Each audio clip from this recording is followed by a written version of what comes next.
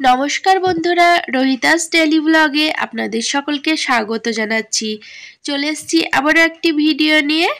আজকে কিন্তু বেগুনের একটি সুস্বাদু রেসিপি আপনাদের সাথে শেয়ার করেছি। তো বন্ধুরা, পুরো ভিডিওটা দেখার অনুরোধ রইল। এখানে দেখতে পাচ্ছেন বেগুন বেশ লম্বা করে কেটে নিয়েছি আর জল দিয়ে বেশ ভালো করে ধুয়েও নিয়েছি। এবার এর মধ্যে পরিমাণ মতো লবণ দিয়ে দিচ্ছি আর পরিমাণ মতো হলুদ দিয়ে দিচ্ছি। এবার হাত দিয়ে বেশ ভালো করে মেখে নেব। তো বন্ধুরা, বেগুন রান্না করার আগে লবণ হলুদ মাখিয়ে যদি এইভাবে 10 মিনিট রেখে দেওয়া হয়, সেক্ষেত্রে বেগুনের মধ্যে যে এক্সট্রা জল থাকে সেই জলটা বেরিয়ে যায় আর বেগুন ভাজতে গেলে কিন্তু বেশি তেল লাগে না। তো বন্ধুরা, এখানে দেখতে পাচ্ছেন হাত দিয়ে বেশ ভালো করে লবণ হলুদ বেগুনে মাখিয়ে নিয়েছি। এবার এটি 10 মিনিট রেখে দিচ্ছি। ততক্ষণে আমি একটি মশলা বানিয়ে নেব। তার জন্য একটি মিক্সিং জারে 3টে কাঁচা লঙ্কা দিয়ে দিলাম আর এখানে 2 চামচ পোস্ত দিয়ে দিচ্ছি। ঝালটা কতটা করবেন সেটা বুঝে কিন্তু আপনাদের লঙ্কাটা দিতে হবে। এবার 2 চামচ এখানে কালো সর্ষে দিয়ে দিলাম। আপনারা চাইলে সাদা সর্ষে দিতে পারেন। তো বন্ধুরা, অল্প পরিমাণে জল দিয়ে দিচ্ছি। এবার স্মুথ পেস্ট বানিয়ে নেব। আপনারা চাইলে এই মশলাটি শিলবাটায়ও বেটে নিতে পারেন, সেক্ষেত্রে রান্নাটি খুবই সুস্বাদু হবে খেতে। তো এখানে দেখতে পাচ্ছেন মশলাটা বানিয়ে নিয়েছি। এবার রান্নাটা আমি শুরু করব।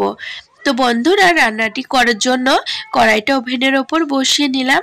এবার 3 থেকে 4 টেবিল চামচ সর্ষের তেল দিচ্ছি। তো আপনারা চাইলে সাদা তেলেও রান্নাটি করতে পারেন, তবে সর্ষের তেলে রান্না করলে আমার মনে হয় স্বাদটা বেশি ভালো হয়। তেল গরম হয়ে গেছে। এবার এই তেলের মধ্যে আগে থেকে লবণ হলুদ মাখিয়ে রাখা বেগুনগুলো দিয়ে দিচ্ছি। বেগুনের এক পিঠ ভালো করে ভেজে নিলাম। এখন বেগুনগুলোকে উল্টে দিচ্ছি, অপর পিঠও বেশ ভালো করে ভেজে নেব। বন্ধুরা, এই রান্নার ভিডিওটি যদি আপনাদের ভালো লাগে অবশ্যই একটি লাইক করে দেবেন। আর আপনারা যারা নতুন আমার চ্যানেলে, তারা কিন্তু আমার চ্যানেল সাবস্ক্রাইব করে আমার সাথে থাকবেন। আর আপনারা যারা আমার চ্যানেল সাবস্ক্রাইব করে রেখেছেন তাদেরকে অসংখ্য অসংখ্য ধন্যবাদ। তো বন্ধুরা, বেগুনগুলো ভেজে সব তুলে নিলাম।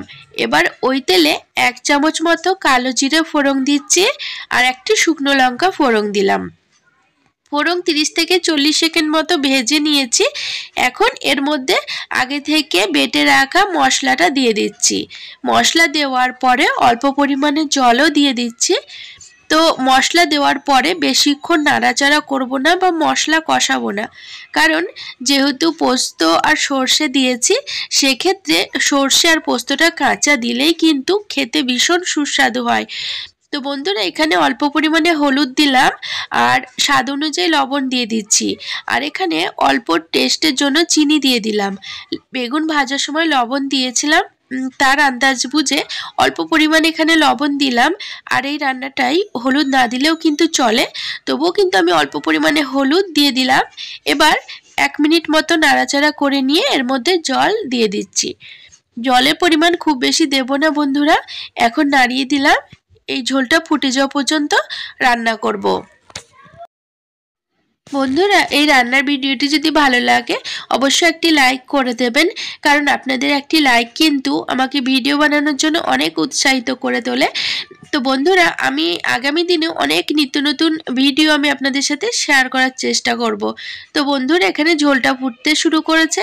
এখন আগে থেকে ভেজে তুলে রাখা বেগুনগুলো দিয়ে দিচ্ছি। বেগুন দেওয়ার পরে খুব বেশি রান্না করব না, 2 থেকে 3 মিনিট মতো ফুল হিটে রান্না করব। তো বন্ধুরা, এইভাবে বেগুন একদিন রান্না করে দেখবেন, ভীষণ সুস্বাদু হয় খেতে। এটি গরম ভাত কিংবা রুটি কিংবা পরোটা সব কিছুর সাথেই খুব ভালো লাগে। বেগুনের অনেক রকম পদ তো আপনারা রান্না করেনই, তার মধ্যে আপনারা এই পদটি রান্না করে দেখবেন, ভীষণই ভালো হয়। আশা করছি আপনাদের ভীষণ ভালো লাগবে এই রান্নাটা। তো বন্ধুরা, দেখতে পাচ্ছেন 2 থেকে 3 মিনিট রান্না করার পরে ঝোলটা অনেকটা কমে এসছে আর তরকারিটা গ্রেভি হয়ে গেছে। এবার কিন্তু আমি এটিকে নামিয়ে নেব। যেহেতু বেগুনগুলো আগে থেকে ভেজে নিয়েছিলাম, তাই বেগুনগুলো পুরোপুরি সেদ্ধ হয়ে গেছিলো বা রান্না হয়ে গেছিলো, যার কারণে ঝোলে দেওয়ার পরে কিন্তু বেশি রান্না করা যাবে না। আর বেশি কিন্তু নাড়াচাড়াও করা যাবে না। নাড়াচাড়া করার সময় একটু সাবধানে নাড়াচাড়া করতে হবে, নাহলে কিন্তু সমস্ত বেগুন ঘুটে যাবে। বন্ধুরা, রান্নাটি পরিবেশন করার জন্য একদম রেডি হয়ে গেছে।